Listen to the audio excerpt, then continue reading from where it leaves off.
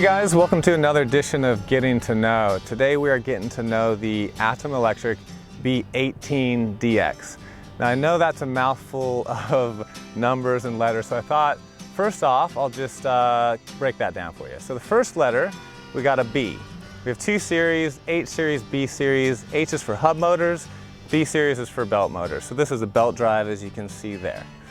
Next one, 18, refers to the size of the battery. So that's all the power that we're kind of packing in this box right there. So 18 stands for 180 watt-hour battery. That consists of 20 pieces of the Samsung 25R lithium cells. So if you're not familiar with the 25R, it packs a lot of punch. It's got a 20 amp continuous discharge, whereas most cells would have a 10 amp continuous discharge. So it's kind of, you know, packs twice the power of what an average cell would pack. Really good, high quality cells. Then we get to the D, which refers to the dual drive, the fact this has got dual belt drives, that gives you the D. And finally, the X stands for all-terrain, and it's basically just because it sounds better than A. So that's the B18DX. And as usual, you know, we're out and about today, and the best way to get to know it is to go for a ride.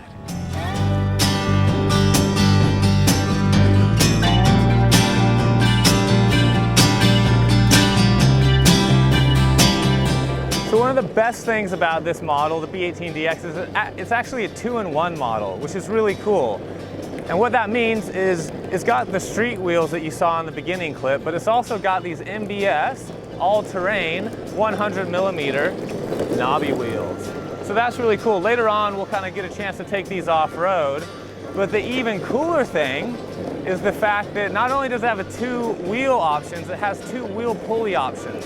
So what that means is between those 4 things, you can get 4 distinct gearing ratios. So if you want to go fast, you got one. If you want to go off-road, you got one.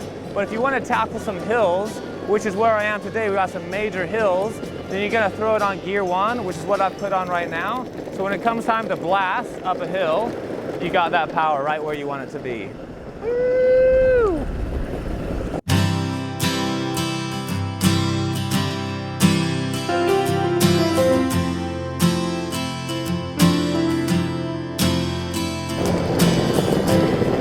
How's the view, right? Pretty good. So today I've chosen, for the beginning of my ride, to take the street wheels, all right? I want some nice paved stuff in a beautiful environment.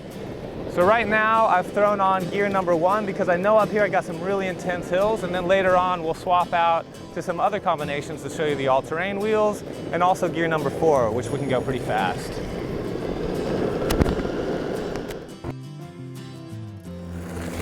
All right. So I've decided to swap over from the street wheels to the all-terrains now for 2 reasons. One, the road's ending and I'm hoping there's going to be some dirt that I can explore up ahead, kind of past that. And the other reason is the pavement that I've been riding on. Actually, I started the day on the streets thinking I'm riding street, but actually this stuff, it's pretty rough. It's not the smoothest of pavement. So luckily on these street wheels, these are 78A durometers, so they're actually quite soft and grippy. And they suck up a lot of that bump that you would feel on a harder wheel. But also these are 78A, but they got a lot more urethane. So not only can they go off-road and they have the actual tread to do that, they're even cushier. Even though they're the same durometer, there's just more urethane. And I want to see how that feels on some of this rougher stuff. So basically I've done most of the swap now and it's pretty easy. Just pop the wheels on and tighten the wheel nut. And as they say, Bob's your uncle. Let's go for a ride.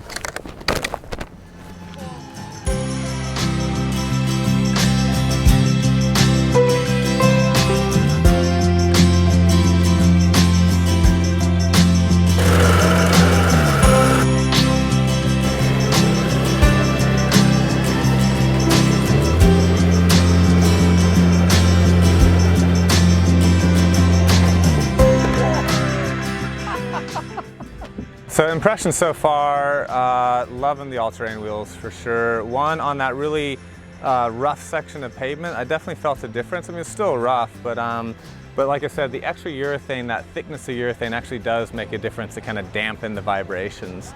The other thing is once I actually got off-road, absolutely loving it. All this kind of like gnarly stuff, it actually goes over really quite well. I haven't hit anything like super sandy, but in the bits that is like, you know, pretty loose, it's actually handled it well.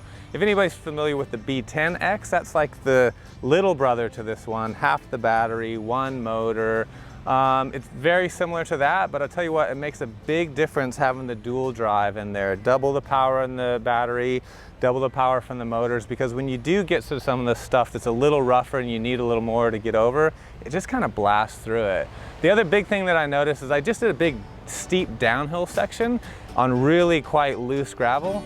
And that I was really impressed with, because when it came time to braking, the beginning was awesome, fast, but then I came into some people that were walking around. I didn't want to blast past them, wanted to play it nice and safe, so I slowed down and I really felt the wheels on the braking really kind of gripping into that loose stuff. So that was a real bonus, actually. I was really happy with that. Whereas if I was on a normal longboard, definitely would have been fishtailing and sliding out a little bit. So yeah, so far I get a big thumbs up, and loving this place. Really cool scenery around, and so far so good. Let's do some more.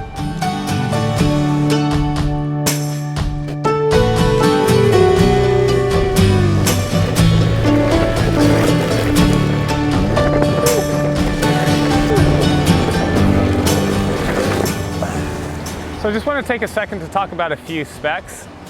The hill climbing ability and the max speed. So for hill climbing, like I said, it's a dual drive board, it's a dual belt drive board.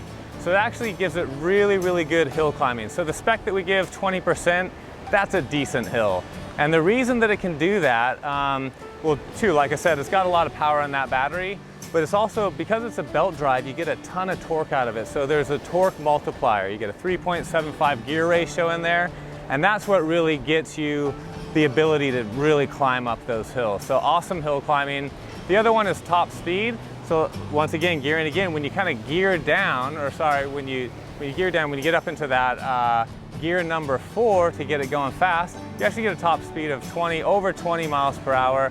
I get 21, depends a little bit on your weight, but that's cooking. So both those, like I said, the gear ratio gets you the best of both worlds there. We'll keep having a go.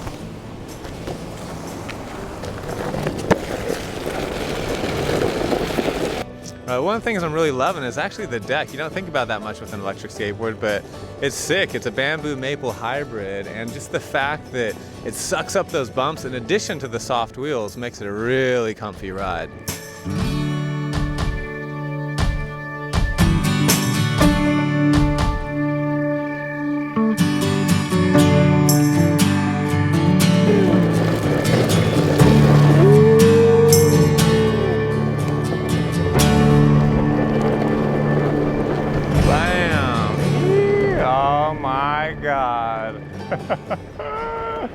Gorgeous. So there you have it. Great day on the board. I hope this helped you to get to know the B18-DX.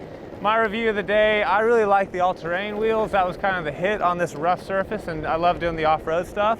But when I get back home, I think pavement's smooth there, so I'm probably going to be making use of the street wheels quite a bit. Yeah, that's it. Hope you enjoyed it. Make sure you like and subscribe and do all that great stuff. We got other videos coming out on this board. A tech talk if you really want to dive into the details of changing belts and stuff like that. Until then, see you next time.